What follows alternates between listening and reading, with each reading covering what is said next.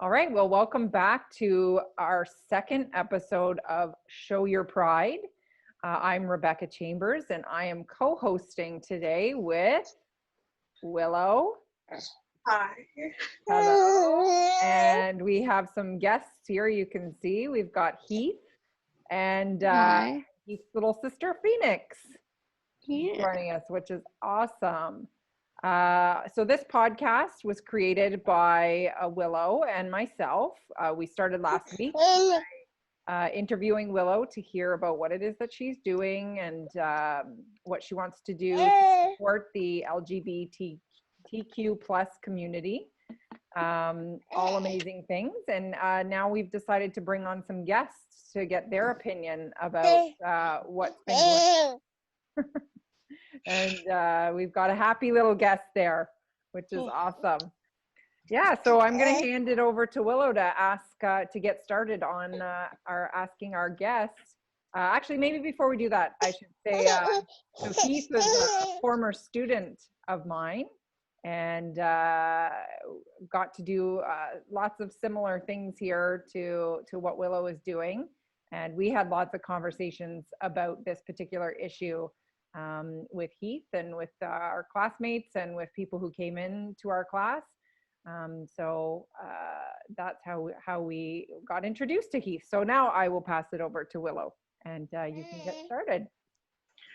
All right, so first of all, I don't know you very well, and tell us about yourself, who you are, what you love, how old you are, and what are some of your superpowers? Sure, Mom. Here you go. 1 second. Handing off the baby. All right. Phoenix left the chat.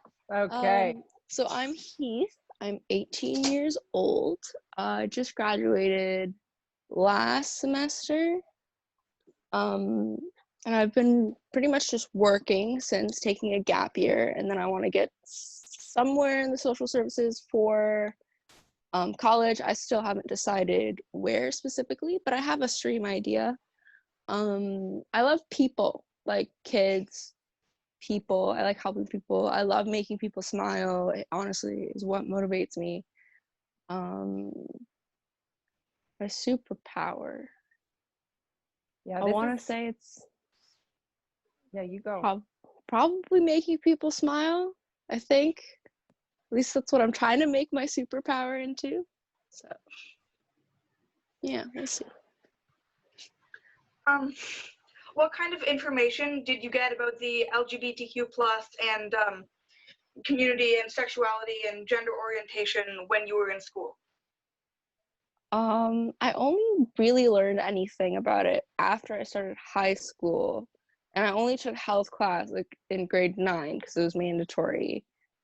And I don't know if it was different for me. It was also 5 years ago, so like forgive my memory. But my peer teacher did the like LGBTQ lesson, and he wasn't very well educated on it. So I ended up like being like, excuse me, that's wrong, like several times. But I think the only thing that he really like taught us or was trying to teach us was a few sexual orientations and what they mean. And then he only taught us cisgender, but he used the term straight, which is, incorrect. And then trans and non-binary. He didn't go into detail about any non-binary genders. And he didn't talk about the difference between gender identity and gender expression or anything like that. My little baby trans self was kind of there like, okay, so no one's really gonna understand me when I come out. That's great. So, and then I learned a little bit more in GSA, but most things I know about like the LGBTQ community are from my own personal experience and research. Because like that's all I learned in school was like, oh, bisexual is you're attracted to both genders, and pansexual is attracted to all genders. And it's like, well, what does both genders mean as opposed to all genders? Because you just said there's more than two by saying that there's non-binary as well, but you're making it sound like both is all.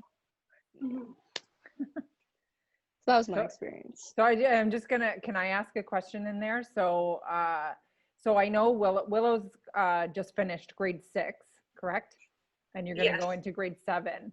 And so she's looking at it at an elementary sort of age, where they're talking about health and sexuality. I think that starts in like grade 5. Is that, I'm not 100% Yeah, sure. I think I started in grade 5. 4, is that Willow?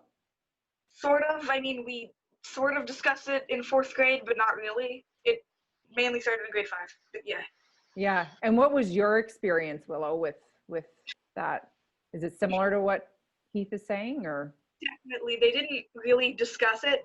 They had been like, well, there are people that like people of the same gender, and there are people that don't identify with their birth gender. And then they went back talking about cis and straight. And something I had discussed with Miss Rebecca is no one was really homophobic, but the fact that they didn't talk about it, or the way that they avoided it, made it seem kind of like a taboo topic. So it was, we didn't learn that much about it, and the way they didn't discuss it and the awkward way they brought it up made it seem like a bad topic or a thing that was wrong. And I thought that was unfair, especially when I came out as bisexual. And that was mildly awkward, because then when we started learning about it in grade 6, there wasn't that much discussion of it. And so then I had mentioned a couple times, like, pansexual and bisexual aren't the same thing, because our teacher had said something along the lines of bisexual and pansexual are like basically the same thing. They like all genders. And I was like, that's not exactly how it works, actually, but yeah. I think it's also interesting, Heath, that you saying, because I'm not sure everybody would understand what a peer teacher is, but so that's a student who, if you were in grade 9, they're often in grade 11 or 12, who is kind of assisting. It's like a peer mentoring program type of thing. So you have a grade 11 or 12 student. I think it's quite interesting that particular topic was given to them to cover, when it is something that is really important to explain, especially because the majority of people don't understand it. I know we had the opportunity, and Willow and I are going to try and connect with the Canadian Centre for Gender Diversity and Sexuality come in. Were they there when you were in my class, Heath? We had Daniela come in and tell us about the gender unicorn. I think so. I know I've seen lessons from them like other times and like going places. So anyways, I can't. Yeah, but that's their thing, right? That they're a not-for-profit. They support the community, and it's really important, especially like for me as an educator. I mean, I try to understand it, everything as much as possible, but I'm not an expert. And so when there are those questions from students, it's great to have people who this is their niche, right? This is what they know, and they know the proper terms, and they talk about it so openly that, to Willow's point, it's not taboo. It's just normal, right? Awesome. Sorry, I'll let you get back to your next question, but that was a great discussion there. Okay, so do you think sexuality and gender orientation is talked about enough in school? No, not at all. I don't think you can ever talk about it enough. I also don't think, like, slightly off topic, but I don't think you can talk enough about like sex ed. There are so many people my age that have finished school and still have like no idea what they're talking about. I honestly think that our health curriculum has failed us as a generation, and I'm so happy that you're trying to fix that. And yeah, that's pretty much what I have to say on that. It's never enough, and it's definitely nowhere close to even trying to be enough at this point. What do you think the school system could do to discuss it more? Have more communities come in, or have a teacher just be more educated about it in general, or peer tutors?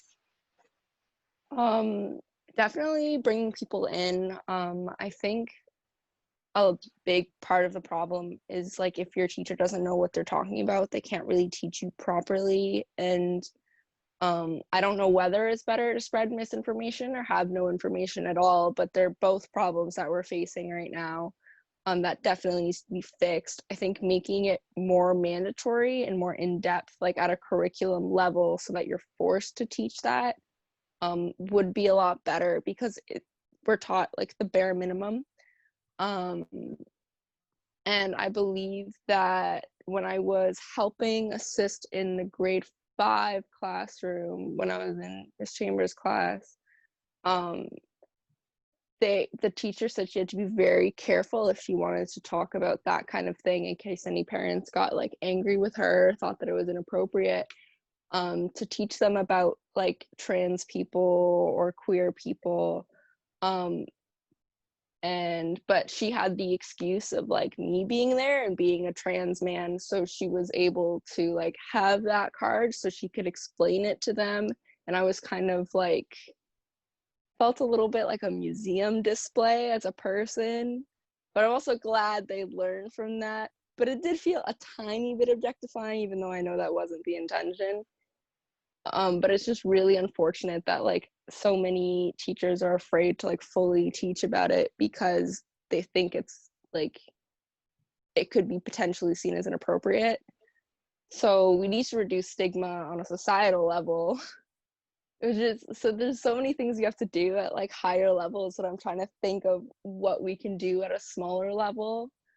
Even like just making sure whoever is teaching the lessons about LGBTQ knows what they're talking about, I think is most important, whether that be a student from the GSA or, you know, someone from Kind Space or any organization within the community.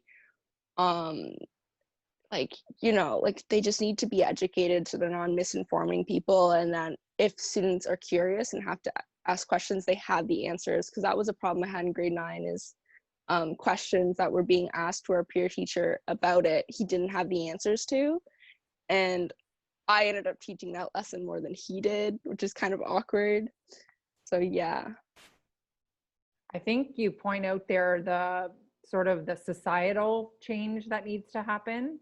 I remember, Willow, and you and I was just looking up here, we were talking about different countries and how they deal with their sex education. And I know that in Holland, they're definitely way more progressive when it comes to sexuality, period.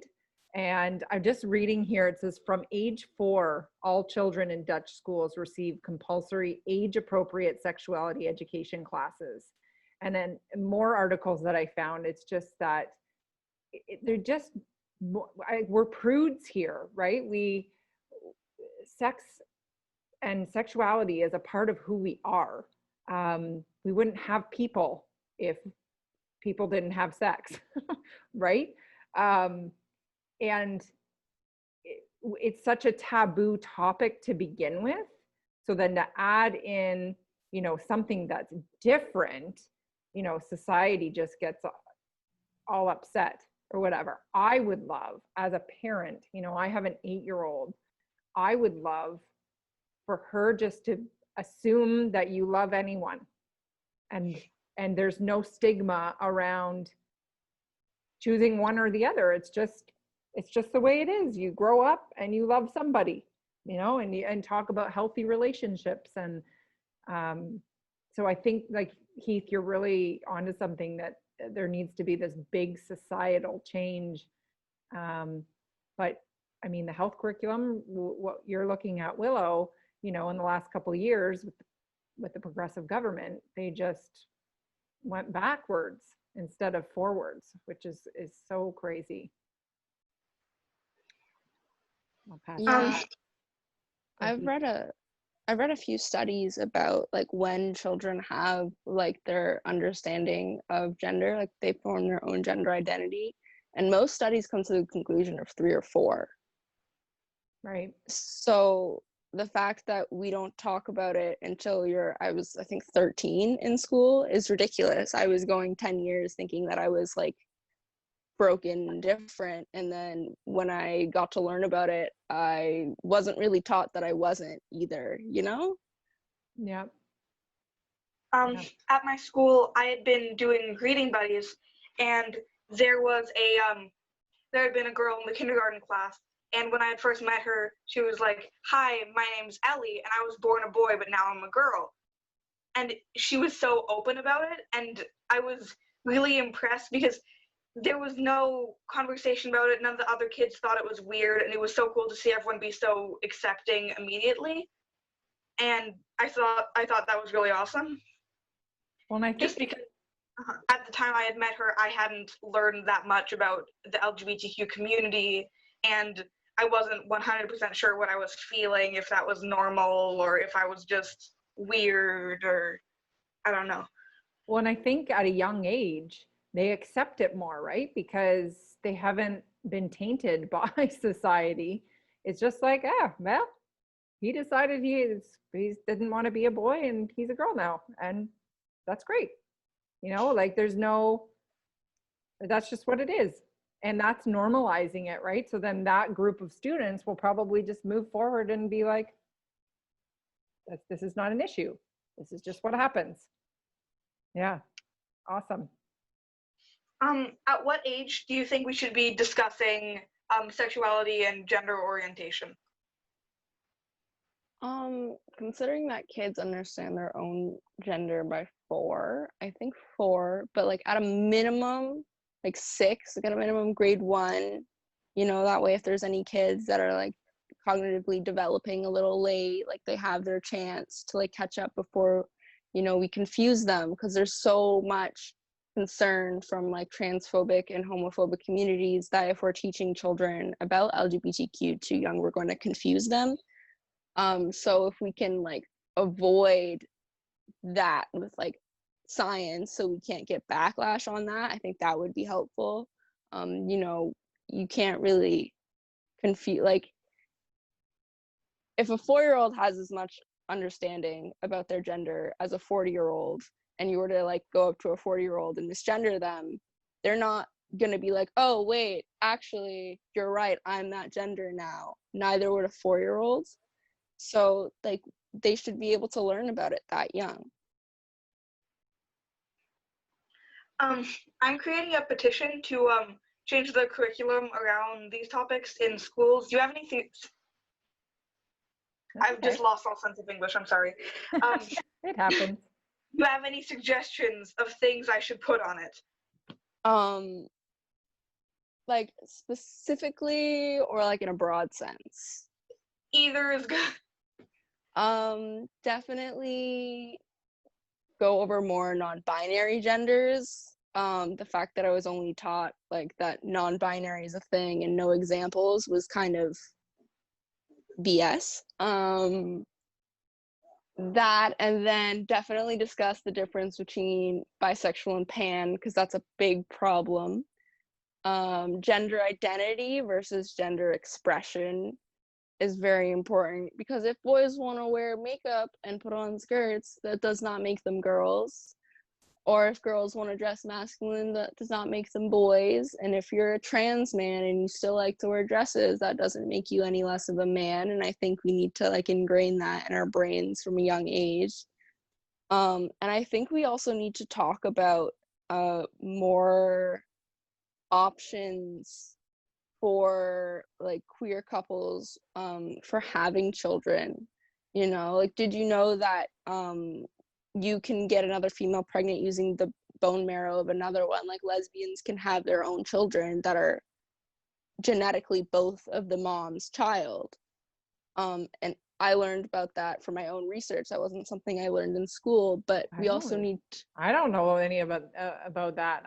Can you send me some information? That's super cool. Yeah, I can send you some information on that. But I think it's important for like the kids who are queer to like be educated beyond their own research in an environment where like it's forced to be seen as normal, because like you need to know you have options.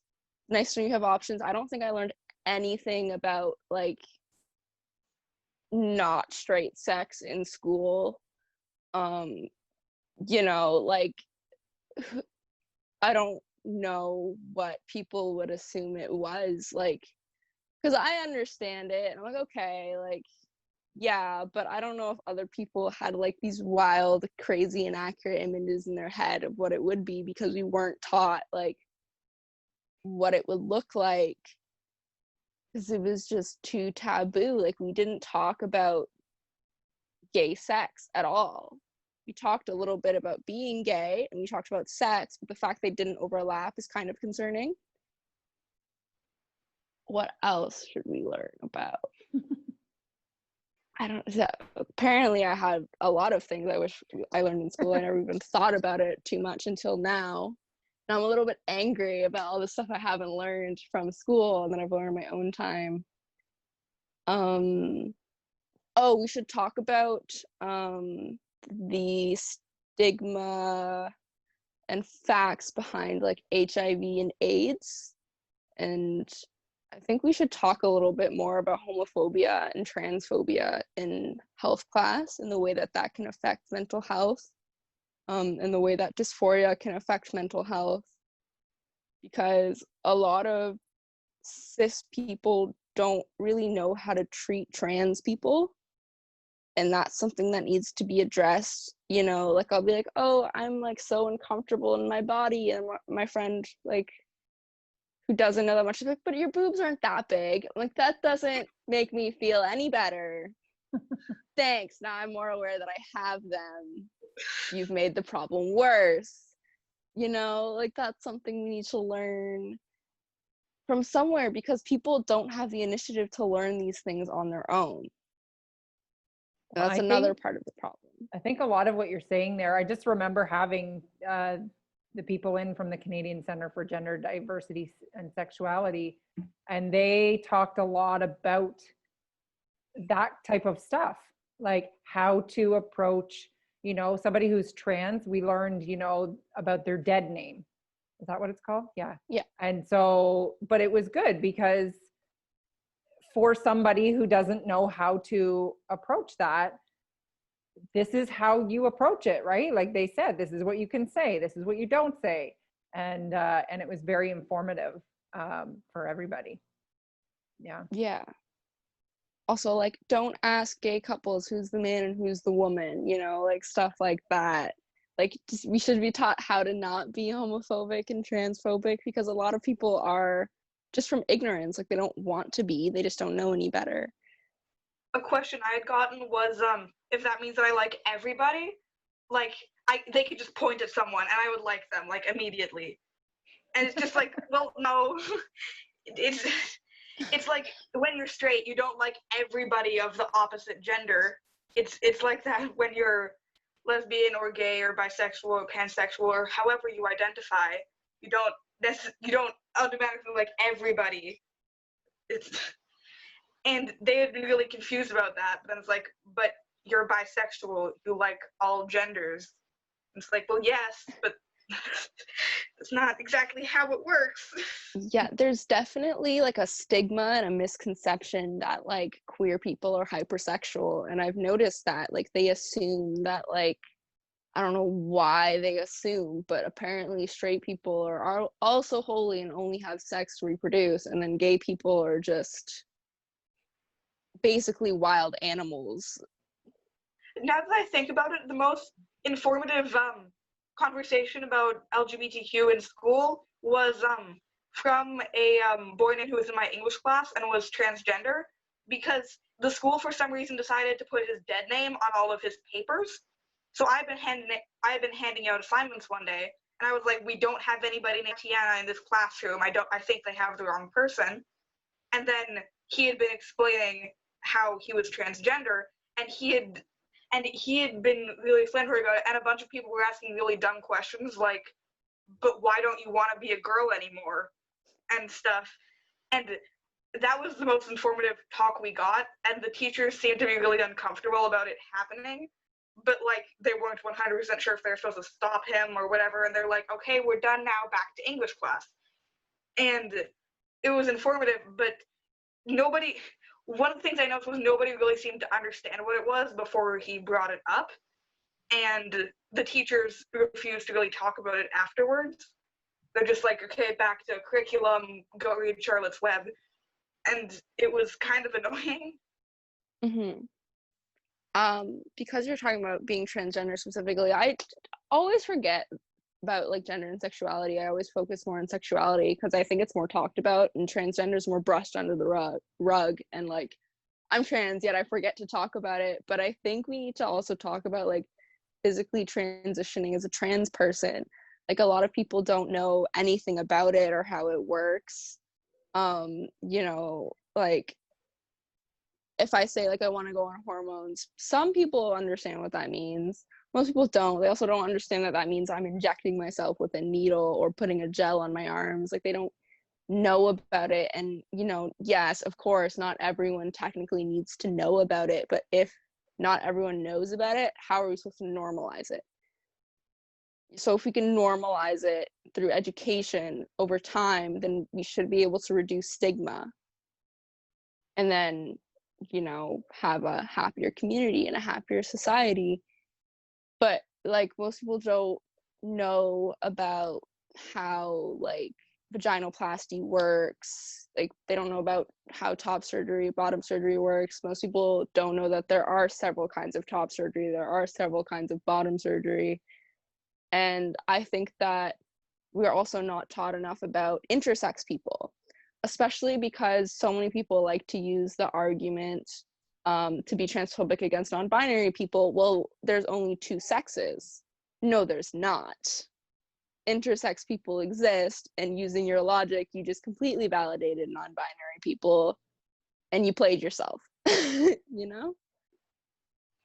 Yeah, I think that Heath, what you said there about normalizing, like, I think this education piece, and I think it's with any issue, right? It's all about understanding what is going on, all the different moving parts.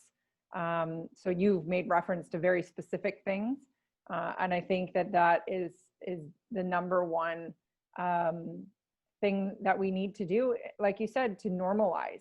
And for people, just like I was saying, for my 8-year-old to be like, I'll love whoever I want, and I can be open to, if I don't feel comfortable in my body or whatever, to tell people about it and to discuss it. I think that's really good. We're getting close to the end of the interview. This is going really, really well. Lots of discussion, which is great. Willow, did you want to end it off, or? Do you have any last thoughts on the topic, or, because that's about all we've got? I think, just like to summarize, start educating younger, start educating more specifically into the community. Don't spread misinformation, and just, you know, use education to normalize what's going on.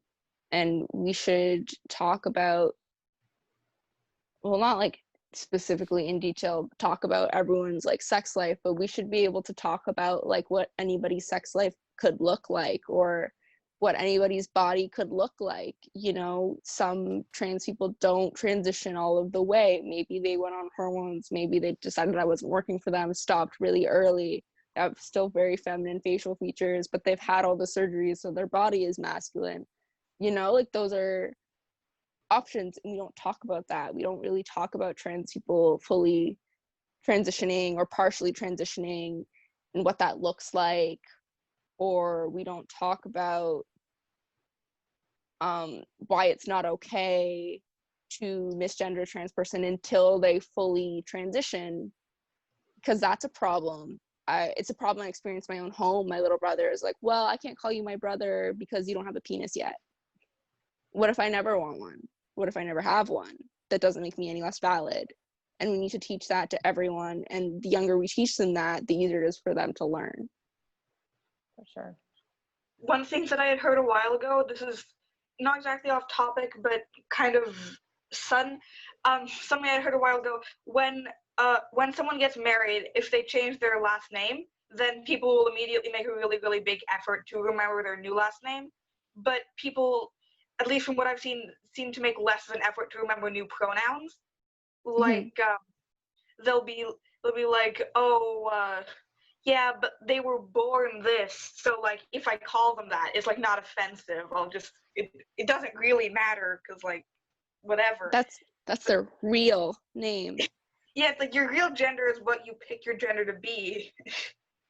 We also need to talk about the difference between biological sex and gender. Most people don't understand the difference like at all. Mm-hmm. And they'll say boy instead of male, because like technically if I say I'm female, I'm not wrong, but if I say I'm a boy, I'm not wrong, and then that would twist a lot of people's brains. We also need to like, terminology is something that we definitely need to teach in the curriculum.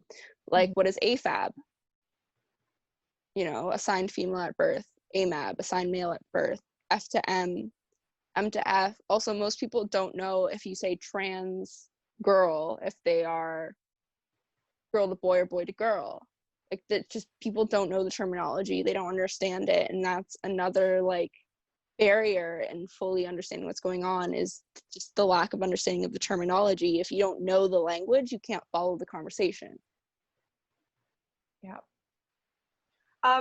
It was really nice having you as my guest, and it was very fun talking to you. Thanks. Yeah, it's been a long time since I've talked about this kind of thing. It's kind of pent up apparently, and I had a lot of fun. Awesome. Well, thank you so much, both of you. That's the second episode of Show Your Pride. And thanks so much for being here, Heath. Thank you. A little clap.